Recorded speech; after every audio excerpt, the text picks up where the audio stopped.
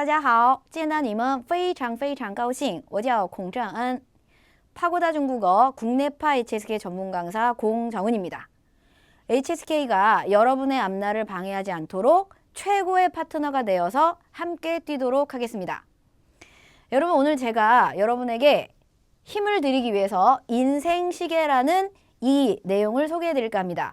몇 년 전에 유행했었죠. 아프니까 청춘이다 라는 책에 나와 있는 부분인데 24시간은 1440분입니다. 그걸 80년 수명으로 잡자면 1년은 18분이 나옵니다. 그러면 여러분이 20세라면 오전 6시입니다. 30세라면 오전 9시가 됩니다. 20세부터 30세까지가 아마 HSK 학생들은 가장 많은 나이대입니다. 그럼 봅시다. 여러분이 7시에 일어났다 그래서 나 하루를 망쳤다 라고 실망하고 그 하루를 다 버리는 사람은 거의 없으실 거예요. 그러면 마찬가지 여러분의 인생도 20살, 24살이야. 나 어떡하지? 필요 없습니다. 다시 시작하시면 됩니다. 그래서 여러분 아직 일러요. 적어도 무엇인가는 바꾸실 수는 있습니다. 자, 희망차게 오늘 저와 함께 수업 한번 진행을 해보도록 하겠습니다. 여러분 HSK에 4급과 5급에 쓰기 1파트가 있습니다. 그 쓰기 1파트에서요. 어떤 문제가 나오죠? 배열 문제가 나옵니다. 그러면 여러분이 배열 문제를 푸시면서 왜 쓰기 1에 배열 문제가 나오지? 라고 생각해 보신 적 있나요? 제가 물어봤을 때요. 100이면 100 아무도 생각해 보지 않습니다. 그냥 문제가 나왔으니까 그냥 푸는 거죠. 그러면 왜 쓰기 1파트에 배열 문제가 나오는지 제가 오늘 여러분에게 소개해 드리도록 하겠습니다. 자, 이건 바로 중국어라는 과목의 특징에 기인하는데요. 영어와 중국어를 비교해 보겠습니다. 원북 1本书, 투북 2本书. 단수와 복수가 달라지지만 중국어는 달라지지 않습니다. She is beautiful, so I love her. she는 타, 허도 탑니다. 인칭 변화가 없습니다. I'm a teacher. 我是一名老师. 是, 나는 선생님이다. I was a teacher 10 years ago. 나는 10년前의 一名老师였다. 그러면 똑같은 시인데 이다, 였다가 돼버리죠. 시제 변화가 없습니다. 그러면 형태 변화가 없는데 어떻게 표현을 할 거냐? 이게 관건인 거죠. 자, 그러면 첫 번째입니다. 중국어는 어순이 너무너무 중요한 언어입니다. 그러면 어순을 따지려니까 무슨 문제가 나올 수밖에 없죠? 네, 배열 문제가 나올 수밖에 없습니다. 그래서 4, 5급 쓰기 1파트에는 어순을 아니? 라는 테스트라는 배열 문제가 나오게 됩니다. 두 번째 특징입니다. 중국어는 탈부착으로 표현합니다. 자, 중국어 한번 보겠습니다. 나는 밥을 먹는다. 어떻게 말하죠? 我吃饭. 我吃饭입니다. 그러면 나는 밥을 먹는다.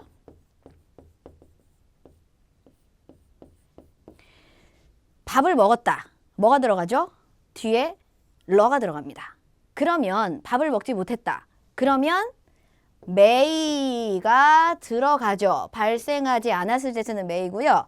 그럼 당연히 발생했을 때 쓰는 러는 빠져나옵니다. 그래서 뭔가 넣고 빼는 언어가 중국어입니다.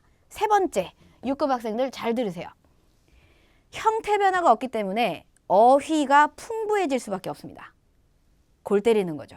그래서 6급 공부하실 때 가장 어려운 파트 중에 하나가 유의어가 아닐까라는 생각이 들어요. 자, 그럼 이제 중국어 어순부터 제가 한번 잡아보도록 하겠습니다. 부주부술보목. 자, 많이 공부하셨죠? 자, 오늘은 제가 비유로 여러분에게 설명을 좀 해볼까 합니다. 주어는 그 글의 왕입니다. 그러면 수어는 그 글의 왕비. 둘이 커플입니다. 그러면 수어, 왕비가 아기를 낳겠죠. 그게 바로 세자입니다. 그러면 왕비랑 세자랑 끈끈하죠. 동목 따페이가 여기서 나오죠. 그 다음에 부사어는요. 왕비 앞에서 왕비를 꾸며주는 액세서리고요. 수어는요. 여러분 사극 같은 거 보셨죠? 사극에 왕비 뒤에 누가 따라가죠? 네, 뭐 무술이라고도 하는데 궁녀들이 따라갑니다. 궁녀는 절대 왕비 앞으로 가지 않죠. 그래서 이 어순대로 움직이는데 이 액세서리는 왕비 거고요. 이 궁녀도 왕비 겁니다. 그래서 중국어는 뭐가 제일 중요하다? 네, 수러가 제일 중요한 언어입니다. 수러가 제일 중요한 언어가 바로 중국어입니다. 그 다음에 지금 여기서는 안 나왔는데요. 관영어라고 들어보셨죠? 관영어, 그 관은 왕관이라고 생각합니다. 명사를 꾸며주는 관영어인데요. 관영어는 왕관, 왕과 세자만 쓸 수 있습니다. 그래서 주어 앞이나 목적어 앞에 관영어가 들어갑니다. 자, 그럼 이제 같이 문장 한번 분석을 간단하게 해볼까요? 주어는 老师, 수러는 쭈쭈쭈쭈 보면 장입니다. 선생님은 설명을 했어요. 이미 액세서리 1, 바자문이죠? 이 어법을 설명했습니다. 어느 정도, 설명한 정도는 어떻다? 칭칭추추, 아주 분명했다. 두 번째 가겠습니다.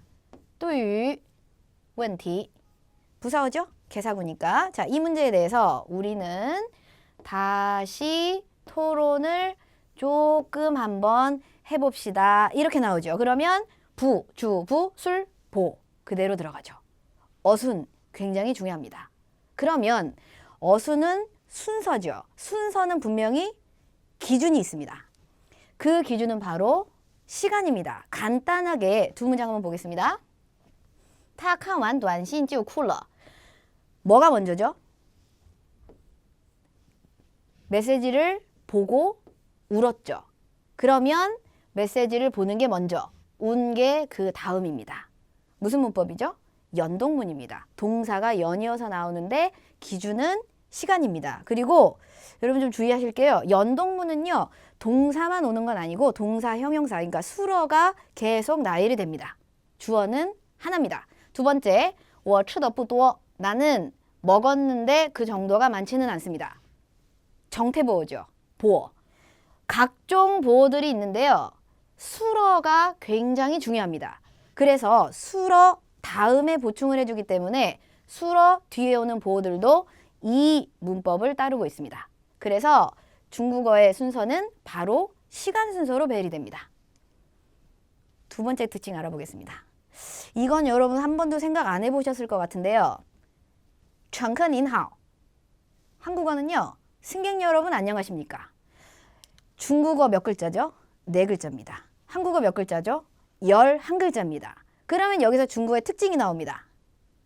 무지무지 짧습니다. 그래서 듣기를 상당히 힘들어 하시는 파트가 바로 이 중국어가 되겠죠. 자, 그럼 이제 두 번째 특징입니다. 짧기 때문에요. 말을 빨리빨리 중요한 걸 해줘야 돼요. 그래서 확실하고 구체적인 대상이 먼저 오는 게 중국어의 특징입니다. 客人来了. 손님이 왔습니다.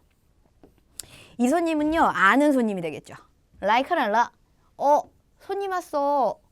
어떤 손님인지 모릅니다. 그래서 여기에서 나오는 문법이 있습니다.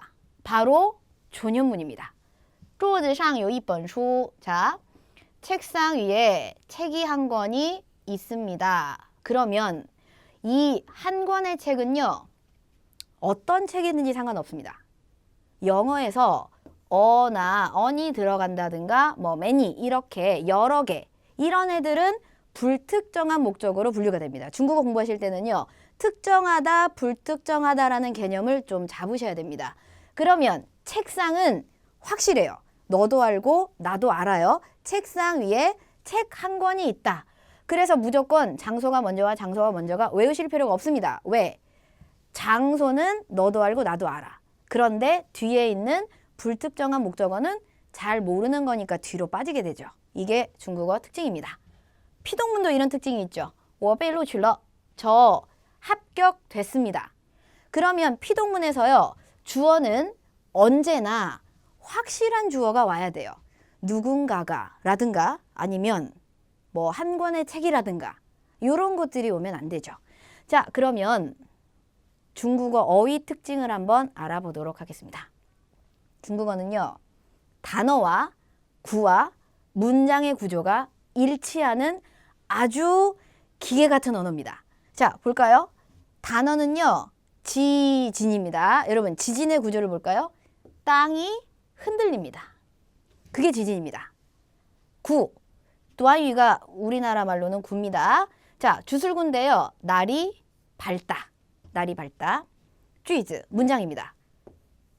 등이 밝아졌다. 그래서 이 세 가지가 구조가 일치하고요. 마치 이런 인형과 같습니다. 마트로시카라 그래서 러시안 인형인데요. 전체 문장에 글이 있고 그 안에 구가 있고 단어가 있고 심지어는요. 글자에도 구조가 존재합니다. 자, 한번 예를 들어볼까요? 이 부수는 무슨 뜻이죠? 벼 화자입니다. 그러면 이 벼에 불이 붙은 농부 마음이라는 한자입니다. 뜻은 걱정하다입니다. 하나 더 해볼까요? 벼화로 가죠, 뭐. 벼화. 자, 벼 밖에 상자. 상자 안에다 벼를 넣었어요. 그 위에다가 풀로 덮었습니다. 이 글자는 세균입니다. 썩겠죠. 벼를 상자에 넣고 풀로 덮었으니까. 하나만 더 해보겠습니다. 벼 말고요. 진짜 쌀을 한번 보겠습니다. 여러분, 쌀 옆에 나눌 분자죠. 쌀을 나누고 나누고 나누고 뭐가 되죠? 펀, 가루가 됩니다. 그래서 가루라는 뜻이죠. 그래서 저는 최대한 여러분이 글자를 공부할 때, 단어를 공부할 때, 문장을 공부할 때 뜯어서 설명을 해드릴 거고요. 여러분도 이런 식으로 공부를 하시다 보면 재미있고 이해도 되면서 무조건 암기하는 게 얼마나 무식한 방법이라는 것인 걸 여러분도 아마 잡아가실 수 있을 겁니다. 자, 그래서 여러분에게 약속을 드리고 싶은 게 있습니다. 첫 번째, 시험 강의인지라 합격을 약속드리겠습니다. 그리고 두 번째는요, 여러분이 혼자 공부할 수 있도록 시험 이후까지 생각합니다. 그래서 나중에 내가 중국어를 공부할 때 어떤 걸 포인트로 잡아야 하는지 정말 상투적인 이야기 같지만 고기 잡는 법을 알려드리겠습니다. 그래서 여러분 지금 시험 이후까지 생각하는 강의, 그 강의가 바로 제 강의가 될 것이고요. 두 번째, 슈능성치아오라는 사자성어가 있습니다. 슈라는 단어는요, 익숙하다란 뜻입니다.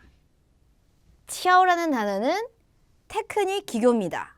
많은 학생들은요, 치아오를 위해서 학원에 옵니다. 하지만 저는 치아오를 가르치지 않고 슈를 가르치겠습니다. 슈를 가르쳐서 여러분이 슈가 된다면 이 테크닉은 바로 여러분이 따라가는 게 됩니다. 그래서 기초를 지키는 게 결코 진부하거나 느리지 않다는 걸 여러분에게 보여드리겠습니다. 여러분, 어리석은 사람은 경험에서 배우고요. 지혜로운 자는 역사에서 배운다고 했습니다. 제가 여러분에게 역사가 되도록 하겠습니다. 수업 시간에 뵙겠습니다.